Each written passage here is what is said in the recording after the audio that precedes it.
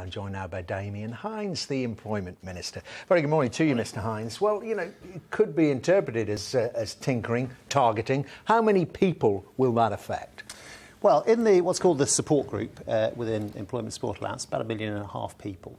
And these are people who are furthest away from being in work. But many of them could be in work, and we know many of them want to be in work.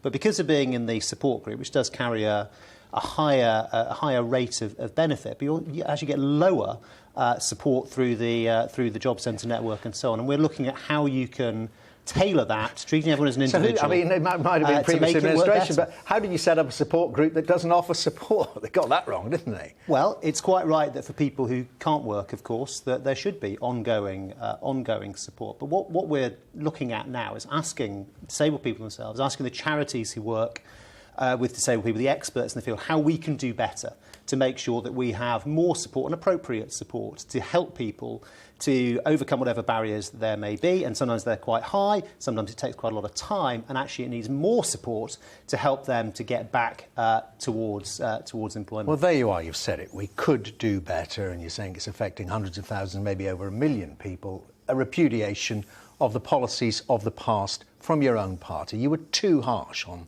these people. Well, I think it's right that there is a work capability assessment. Actually, it came in under the Labour government.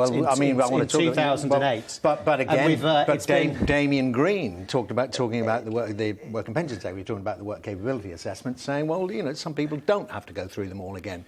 So George Osborne, Ian Duncan Smith, when he was in post, they were too harsh. Well, look, the work capability assessment has been reviewed 5 times. A number of improvements have been made. There's much better understanding about mental health conditions, about the specific impediments to work or how particular conditions affect your ability to work.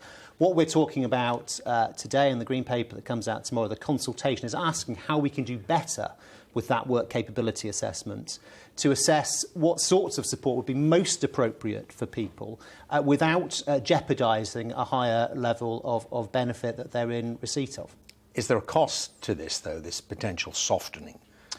Well, we are not. First of all, I must stress, you know, we're not looking through this. It's not about welfare savings. It's about better tailored support.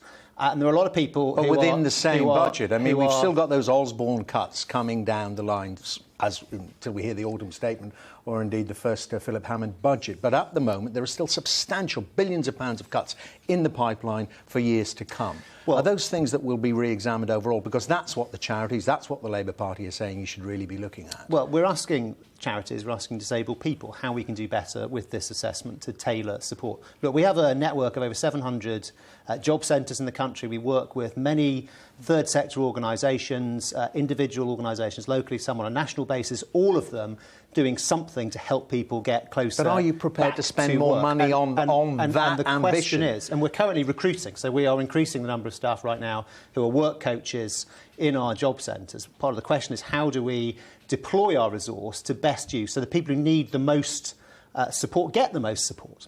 Well, I mean, but I still don't think you answered the simple question. Is it still within that same envelope of spending? It seems like we've got a whole new administration. We've certainly got a new Chancellor. We've certainly got new personnel in at the Department of Work and Pensions. Is it within that same overall budget, or are you prepared to loosen the ties a bit? Well, you will know the Chancellor has an autumn statement coming up, and it is for the Chancellor to say exactly what is in his plans. What we're talking about today is how we take the support that is available through the Job Centre network and possibly through other channels as well, and how we deploy that most effectively. We've had a lot more people getting into work. There are fewer unemployed people now, down below 5% unemployment, but there are still a lot of people who are not in the labour market, who would like to work, and our question is how do we do better, how can we do better to help them to fulfil all their potential? Well, let's talk about people in work, and I want to ask you about the Nissan deal or not. Did the government do a deal with Nissan to keep its investment in the Sunderland plant? Greg Clark, the business secretary, said this morning the UK objective is to have no tariffs or bureaucratic barriers to the UK auto sector selling into the EU market. Well, look, this is fantastic news. So Nissan confirming about the Qashqai and also the X-Trail that secures 7,000 jobs in the North East and a further 28,000 in the UK supply chain. This is a good news story, and we should celebrate it for what it is. It's a great vote of confidence in Great Britain. It's a great vote of confidence in the North East. And it's also, I think, a vote of confidence in the ongoing and long-standing support and partnership that the UK government has had with the automotive sector on things like skills, on investing in infrastructure, on our commitment to development of low-carbon technologies. Will other car makers get the similar guarantees? There is nothing that has been promised to Nissan which is not available to other car makers. This is about what has been promised to Nissan? This is about the conditions that are in this country which are advantageous for car manufacturers. So, for example, the government has invested £400 million since 2010 in the automotive sector. We've got the Advanced Propulsion Centre with investing in low-carbon nothing has been offered to technologies. Nissan that will not be offered to other car makers. So what has been offered that is to not Nissan? available to other car makers. So this is about a highly skilled workforce. It's about the government taking the big decisions to make the right investments in our infrastructure, big, bold decisions. It's about our commitment to 3 million apprenticeships. And if the UK does a so-called hard Brexit and has to operate under World Trade Organisation rules, and you face up to 10% tariffs on your exports, you'll be compensated.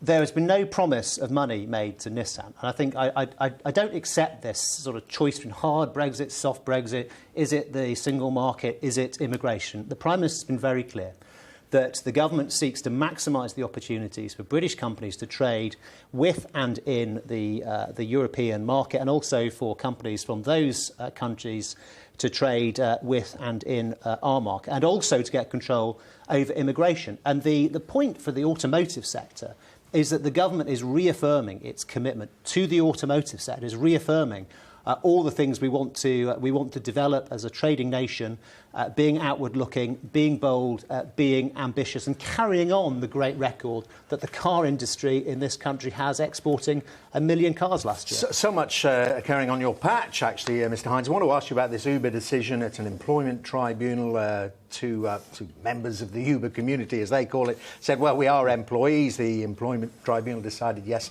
they were. Will you legislate in some way, shape or form to make sure that people in this so-called gig economy do have the rights to be employees if they want? Well, I understand Uber may appeal that decision. In any case, it wouldn't be right for me to talk about an individual company, an individual case. But it is true that there's been a growth in this so-called gig economy or platform economy or on-demand work. And that's part of a wider growth in self-employment.